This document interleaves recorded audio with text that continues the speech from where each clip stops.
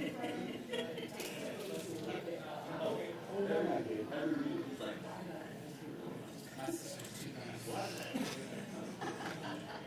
still see you sitting in that corner. Strategies for success. We're back in session with our workshop, and there'll be a report on special education, which we can ask questions for. Mr. Catchmore, are you back on, sir?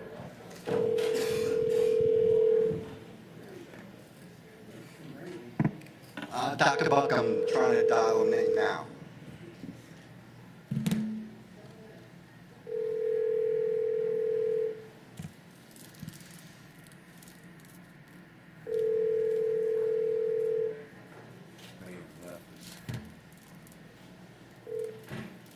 Hey, this is John Cashmar.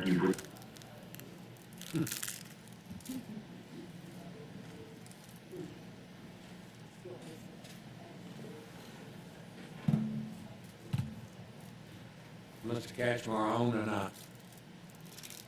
No, sir. I'm unable to connect with Mr. Ketchmark. If he may have gotten off when he thought we were done for another 40 minutes. If you can try to get him, please do. Otherwise, we'll proceed and without him. Thank you. And I would want to note for our record that Dr. Hoskins Brown had to leave because of a medical emergency in her family. And so she'll be back if she can.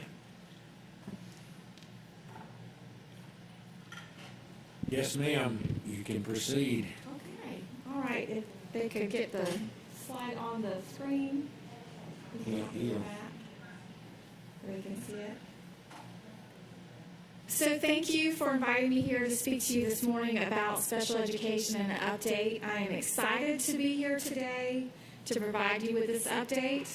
I'd like to begin by just saying thank you to our school board, our superintendent, all of our staff, our teachers, our paraprofessionals, our bus drivers, our cafeteria workers. Just a big thanks. Last year was challenging, and this year we're all in it again, trying to get everything ready for school to start. But I just want to say thank you for that, because it was a tough year, but together we did it, and we kept our focus on what matters most, our students.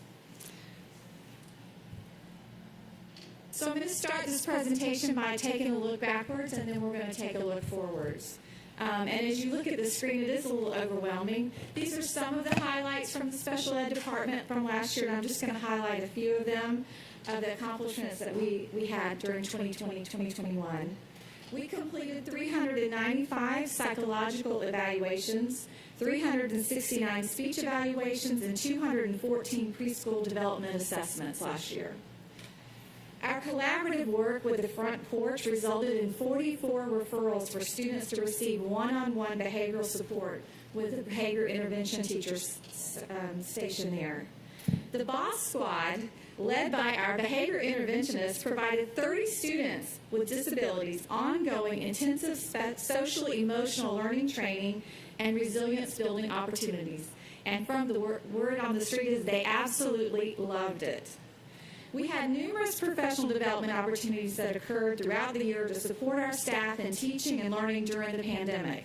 Many of the trainings were recorded and housed in our special education virtual warehouse. The warehouse provided access to on-demand learning for staff.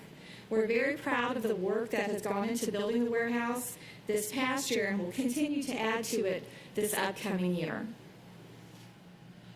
We also collaborated with the Georgia Southern University to host our first annual Trauma-Informed Symposium, which had over 170 participants. Of course, it was virtual.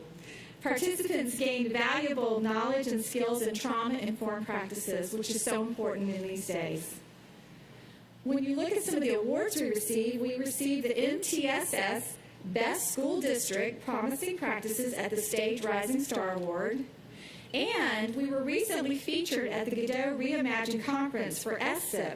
SSIP stands for Student Success, Imagine the Possibilities, high schools, for closing the graduation gap at 3 of our schools, which took part in the pilot with GLRS. The pilot included training for staff in best practices, coaching, and data analysis. Islands High reduced their graduation gap between general education students and students with disabilities. From 2014, they had a gap of 35.1%. In 2020, that had dropped to 4.1%. I had to highlight these schools. Windsor Forest High in 2014 had a gap between their general ed and students with disability of 28.6%. In 2020, that had dropped to 3.5%. And then there was Groves High School. Groves High School in 2014 had a gap between their general ed and special ed students of 51.4% in the graduation rate. In 2020, it dropped to 0.4%. Outstanding. We are very proud of the accomplishments of these schools, and we are looking at the practices that were put into place to spread to our other schools as well. We are effectively responding to the Godot formal complaint resolution that occurred earlier this year through training, compliance monitoring, IEP reviews, and individualized student supports. We are working to make sure that we meet all of the state's mandates.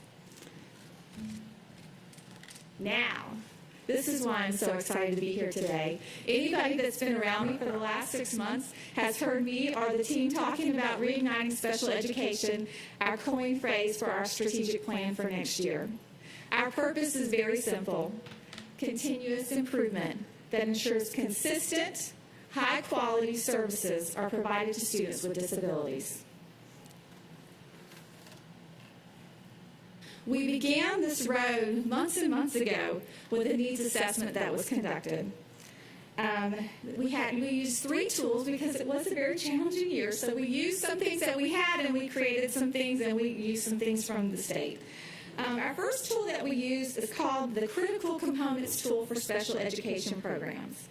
This is a district specialized instruction staff was involved in completing this tool in a district review of programs and services. The Critical Components Tool for Special Ed is designed to assist districts in reviewing practices and identifying and acting on areas where improvement is desired. As a result of their comprehensive review, they identified the following focus areas for in-depth analysis and strategic focus. These were our district staff: professional development, educator quality, and resource allocation. We also used district surveys. Special ed teachers were asked to rate their interest level in professional development across multiple areas. The top 3 ranked items from teachers were SPED, best teaching practices, specially designed instruction in reading, and social emotional learning. Teachers were also asked if they had suggestions or ideas for improvement in special education. Their commentary included: I would like to see us meet more. We have a wonderful, talented group of SPED teachers. There are lots that we can share with each other. All together, we have a lot of experience. Also, more ways to help students feel successful in the areas of reading and math. I personally want them to love reading. Another teacher said, incorporate special ed workshops as a whole group with the SPED teachers across the county, not just by school. Another said, more mentoring for new SPED teachers. I could go on and on and on. But these were just a few comments, of very positive comments from our special education teachers that were brought into this process for this plan. The survey results reveal that special ed teachers want more professional development in the teaching of reading, specially designed instruction, and best practices. Additionally, they want training in the IEP and compliance process and procedures. Several reported the need for special education professional learning communities and the desire for district convenings of special education teachers from across the county.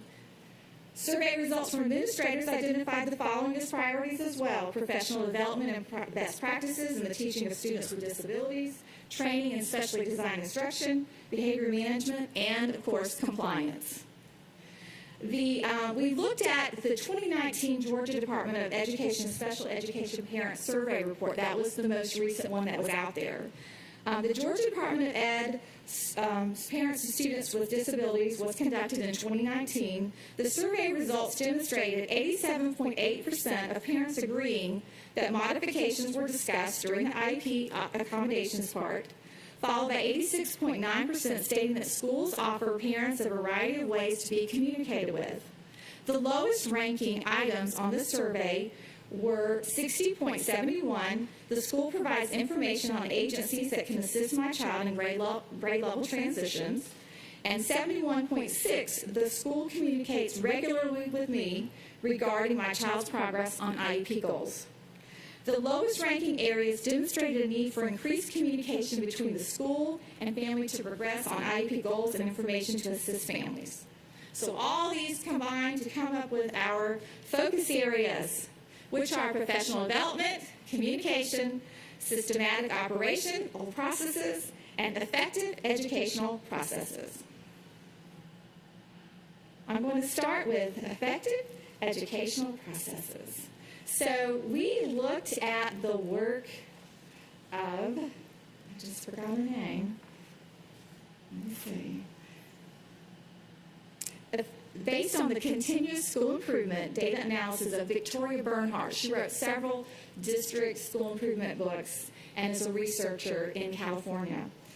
The team will use 4 types of data to progress check how we are on our journey on this continuous improvement. The 4 process areas, we're going to look at student achievement data, we're going to look at demographic data for students with disabilities, perception data, and process data. The data types will be reviewed through monthly district data teams. We'll monitor and analyze data from our SPED professional learning, achievement outcomes, discipline, attendance, and instructional focus areas to allow the data to inform our practices and progress monitor our plan. Because a plan without implementation is just a hope. So we want to make sure that what we do makes a difference. Professional learning. This was a really big one for us, and we were very thankful that the CARES funding was there so we could put some of these processes into place. We want to increase special education teacher proficiency in the teaching of reading through Orton-Gillingham Reading Training Program. Cohort groups of special ed elementary teachers will take part in Orton-Gillingham Reading Training with a 7-month supervised practicum throughout the next several years. The Orton-Gillingham approach is a direct, explicit, multisensory, structured, and prescriptive way to teach literacy when reading, writing, and spelling do not come easy to a child. Orton-Gillingham practitioners design lessons and materials based on the students' individual levels. We had our first cohort of 30 teachers complete the training in June and are scheduled to have a second cohort of teachers trained in August. Each elementary and K-8 school will have at least one special ed teacher in the cohort, in either cohort 1 or cohort 2 when we begin in school in August. We are working to secure additional cohorts for this year and the coming years for Orton-Gillingham. The nice thing about this is when the teachers finish the practicum, they become certified as Orton-Gillingham classroom practitioners, and that is a really big deal. We want to increase special educator professional knowledge and practice in specially designed instruction, high leverage practices, social emotional learning, and IDEA. Special education teacher institutes will occur for special education teachers for all of those areas, including the IDEA important mandates. We're going to develop a menu, well, we already have, a menu of specialized instruction professional learning opportunities that includes in-person, virtual, and on-demand learning for staff to increase their knowledge base and professional practices. We do a lot of training in special ed, but it's not all in a nice, neat menu, but it is now. A professional learning community has been established for district specialized instruction on special education high leverage practices through GLRS and Kennesaw State. This has allowed district staff to become trained the trainers in the very important high leverage practices, which they will in turn do learning communities with our staff. We also have district staff who have been credentialed as trauma and resilient coaches through the STAR Commonwealth program.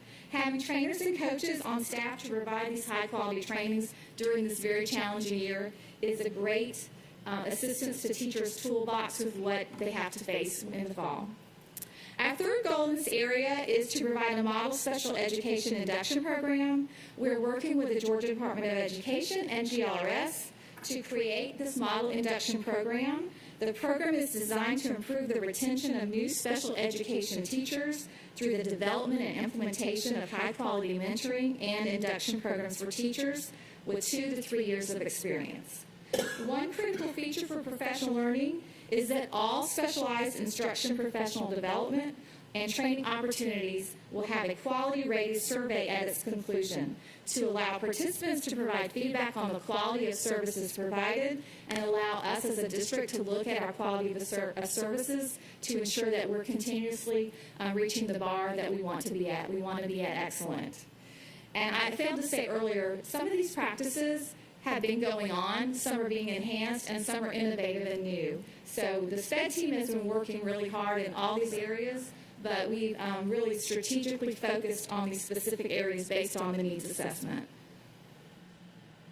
Communication. There are 2 goals in the focus area of communication. The first is to increase communication support and facilitate parental involvement in the special education process. And the second is to increase communication, collaboration, and support for schools to promote high-quality teaching and learning for students with disabilities. We have updated our specialized instruction website. If you haven't seen it lately, go to sccpss.com. It's on there. It's got all kinds of pages now.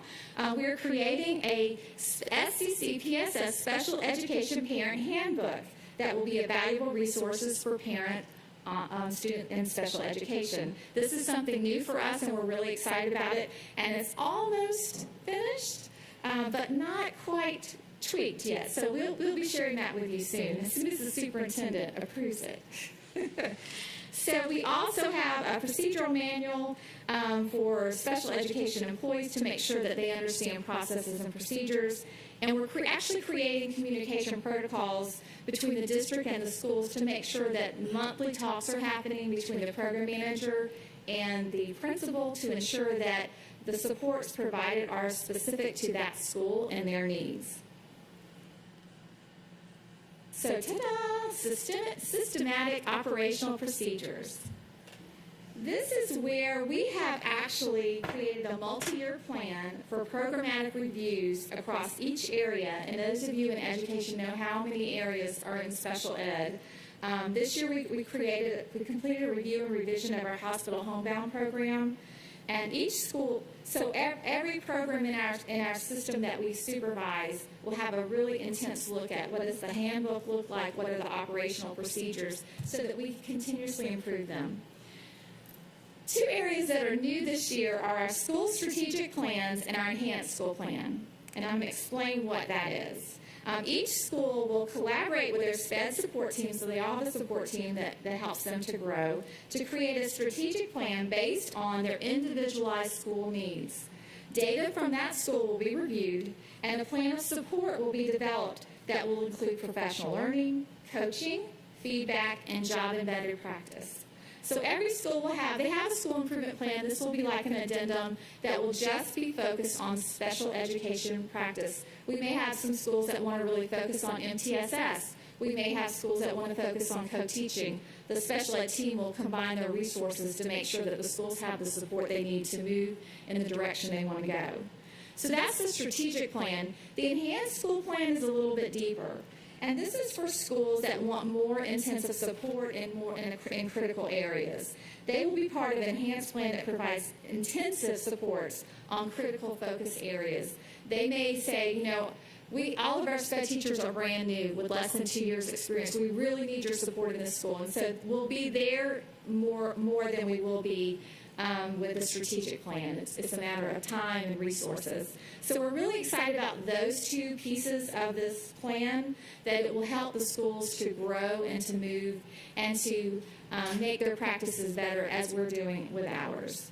We also are creating a special ed master blueprint, and this blueprint is basically all the nuts and bolts of special ed in Savannah Chatham in one master place. Not a big book like Vanessa carries with her buildings, but probably online, so that we have everything under one roof, because special ed is massive, but every piece of it's so important. And then what's the result of all that? When we do all this this and we do it with fidelity and integrity, like you said, Dr. Buck, we have continuous improvement. And that's our goal in specialized instruction, is continuous improvement, because we want to provide high-quality supports to our students, to our staff, and to our schools. In closing, Oliver Wendell Holmes said, "The greatness is not where we stand, but in what direction we are moving." The specialized instruction team is excited about the Reigniting Special Education Plan and are committed to its implementation. We're looking forward to great things ahead. And that concludes my presentation. Questions of board members? Ms. Hines and then Mr. Johnson. Well, first, I would like to say this has been a difficult year for everyone, but it has indeed been very difficult for special needs children. Yes, ma'am. And to see that you are revamping the curriculum that will better fit those children, this is wonderful. So you got some great things planned, and we look forward to them moving forward. And I would just like to say thank you and your department, and well, really all teachers, but thank you for the dedication that you have for these children and their families. Thank you. And I have one Appreciate short that. question. Yes, ma'am. Where's the warehouse located? It's on the, there's a link on the website, but I can send you a straight link to it if you'd like to see it. All right, thank you so very much for your report. Mr. Johnson? Kind of want to repeat some of the stuff about it was a difficult year. I know it was also difficult for you because you were kind of put into the role over special education right before everything happened. I do think that you did a really good job under the circumstances. I do want to mention that on the record. And with your update and the Reignite, I just want to say wow. It's very well thought. It's very well thought out. It's thorough. It's very detailed, but not too detailed to overwhelm us with getting in the weeds, and I appreciate that. I think the one thing that I really do, that I like the most under the communication aspect of it, is that you're going to have parent trainings and supports. Because not only do the teachers need the training, but also the parents feel overwhelmed, especially if they have an incredibly disabled child. Speech pathology, that you can deal with that pretty easily, and other things it's a lot easier. However, when you have a lot of physical or mental disabilities, the parents have a hard time, and they start second guessing themselves. And the child needs that support at home as well. So I really do appreciate that you're looking at how not only to support the child in the schools, but also at home in the community. So thank you very much. Thank you, Mr. Johnson. I have Ms. Hall, Ms. Grabowski, and Dr. Howard Hall. Okay. Thank you so much, Dr. Hancock. I have a question. Do you think it might be possible for us to gradually lessen the number of children who need IEPs because we find that they actually can do well with 504s, so that it seems to me that would make them a bit more free? Is there a possibility that we don't have to have as many IEPs as we have, and rather just accommodate whatever disability it is? Well, in a perfect world, I would say yes, but I will say every child is individual, and there's a process for both. There's a process for getting a 504 plan, and there's a process for getting an IEP. And so we're required by the law to follow those processes. So I can never say that it would go down. What I can say is if we have good, high-quality Tier 1 instruction in the classroom, we may not identify as many. But some students, will still go through the process and will still need have special needs that will need to be attended to. Okay, well, that leads to the second part. I had mentioned to Dr. Levette that I often wonder if it would improve education across this whole country if every child had an IEP. Although, look at the money and the resources that would take. But what you just said, every child is an individual, so why not somebody who, is really, why not have an IEP for that kid too? It seems to me more and more parents are thinking along that line, even though it's not in law the way. Well, there's a very rigorous process to get an IEP. You have to, you have to have interventions, you have to have assessments, you have to have testing. So it's not a one and you're done that you just say, oh, you get this. It's a process to make sure that we don't over-identify students for IEPs. But with one of the components that we're purchasing with CARES for our Tier 1 instruction is iReady. So iReady will give each child a personalized pathway, regardless if you're gifted, have an IEP, or ELL. It'll give you your own personal pathway that you can, if you work hard, you can work your way up the pathway. So in a way, with all the blended learning and the where we are right now, kids kind of have their own personalized instruction now. Okay, and to take that negativity off, in other words, an IEP would be a birthright for everyone, not because I have a particular disability, I get to have an IEP, but I'm a regular ed student who wants a plan, who wants my teaching instruction to be catered to my So I think the thinking. personalized pathway is the way you would go with that. That would be the way you go, where every child has their own pathway and they're working to meet their highest level of learning. Yeah, I definitely think we're headed in that direction. Okay, thank you. Thank you, Ms. Hall. Ms. Grabowski, Dr. Howard Hall. Thank you, Dr. Hancock. Certainly appreciate the update, and have to echo all the other board members in commending the work of you and your team. This is really exciting. In particular, I love the resources and the tools that you're developing, and I think having those on the website, I hope will be a resource not only for the parents of special education students, but for all parents, especially for parents of children who are in an inclusion classroom, so that they can better understand what special education means and how it helps to build stronger education and stronger students all the way around. So I think those will be great resources for everyone. I did have two quick questions on the enhanced school plans you talked about, which is fantastic, and I think that goes to the discussion we had this morning about recognizing that different schools and different students have different needs. Will you then take those strategic plans and enhanced school plans and incorporate those all together in the blueprint to make sure you have the resources to be able to, because I can imagine if every school came out with an enhanced school plan that had a very high level of resource need, then you'd have to balance those. Is the Right. blueprint where those come together? Right. So the blueprint is really the overarching plan. All of the schools will be part of that, but it's every piece, like speech, OTs, PTs, but they will be part of that. Our biggest thing with the schools is just providing them the supports individualized and catered to their needs, which is an enhancement on the work that we've been doing in the past. So we're very excited about that. The schools that we've started with are very excited. The enhanced plan will be, the school can say, hey, I want to be part of this. Or an associate superintendent can say, I'm concerned with some red flags in the school. We're gonna gladly put you in the enhanced plan, as your supervisors, to make sure that you're getting your I's dotted and your T's crossed. So the enhanced plan is more intensive. Okay. It's more timely. So I don't think we'll have a lot of schools that will want to opt into that just because of the nature of returning to learn. But I do see, as people see people being successful, everybody is very competitive in education. We all know that as educators. And so if they see schools moving, they'll want to be part of whatever they're doing. And our goal is everything we do is will be shared and people can learn from each other. Just like the fabulous stuff that happened at the high schools, we'll be recreating that and sharing that with high schools to try to lower their gaps in graduation rates between students with disabilities.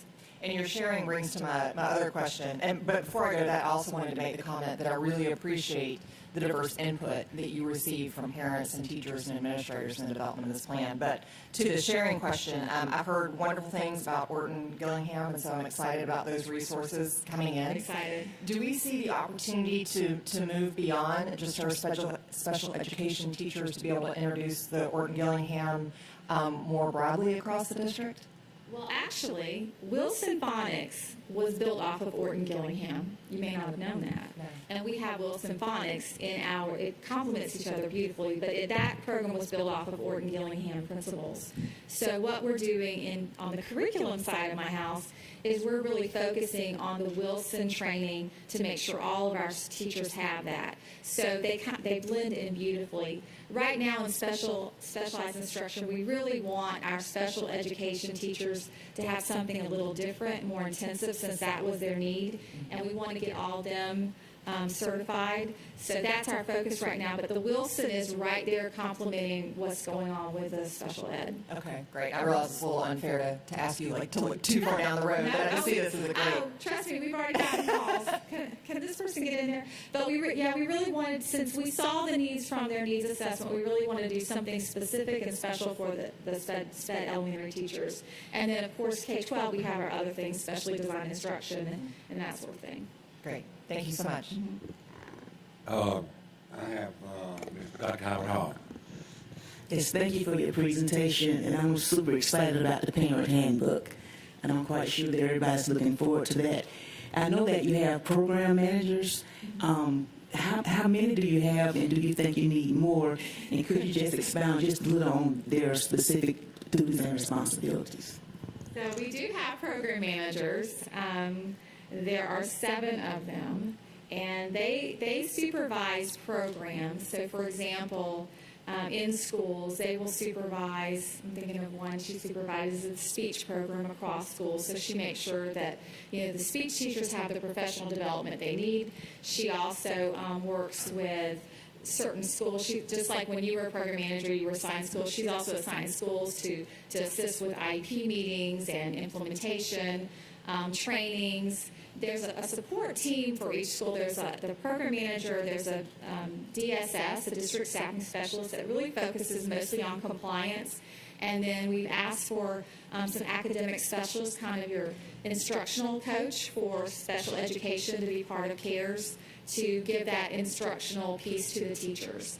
And having that, we have a whole team. So we have compliance, and we have high quality services with the academic specialists. So what was the rest of your question, Dr. Hall? I got You answered. I was just wanting Yeah, so they supervise programs, schools, and they also supervise people. They have people under them that they supervise. It's a large group. But I laugh because I've been knocking on Dr. Levette's door asking for positions. So when you said that. But yeah, we continually work to strive and do more and make sure that our schools get what they need. Other final questions? I would just ask you, I know when you were moved, in a sense, into that spot, and it was partially in a reaction to external things going on in the district also, but what was when you jumped in with both feet, what was the thing that scared you the most, and what are you proudest of now? Oh, wow. Was I scared? Was I most scared? I think I was most scared when I got the call from Dr. Levette that said I needed to meet with her on a Wednesday of a board meeting. that was when my heart stopped. I was like, oh, boy. But when I heard it, actually, I love my role as executive director supervising my schools, and I love the principals and all of them. I'll always be a principal at heart. But this role has reignited my passion. I can tell. I'm very excited about it. I'm very excited about special education. I'm very excited about all the areas of my group. We're not just special ed. But this program right here, I really feel, and I've been really pushing the special ed department, I really feel that if we do this right, with integrity and fidelity, that it's going to make a difference. Good for you. So I'm really excited about it. Good. I think you've done a marvelous job so far, and I know part of that comes with good staff and good folks on the team that you're Oh, yes. working. I have a great But to great me, group. there's an inspired renewal of what we are trying to do for our kids that have special needs. Yes. Thank you, Dr. Hancock, for providing this information. I just want to make sure that we also, as she said, the question about the number of program managers is always a challenge. We are definitely working diligently to ensure that our students who have been diagnosed with a special need is getting the kind of attention that they need. This is probably the most progress we've seen with transforming how we deliver services. It will require additional staff, so you will see some additional requests coming forward because of the way that we are currently executing our staffing model. So we will be looking at how we model, how we staff, how we serve, and how we communicate that to families. It should not escape anyone's attention that we have been recognized locally and also statewide for reducing the gap between our graduation rates with our special needs students. That is an incredible achievement, and I do not want it to go unrecognized.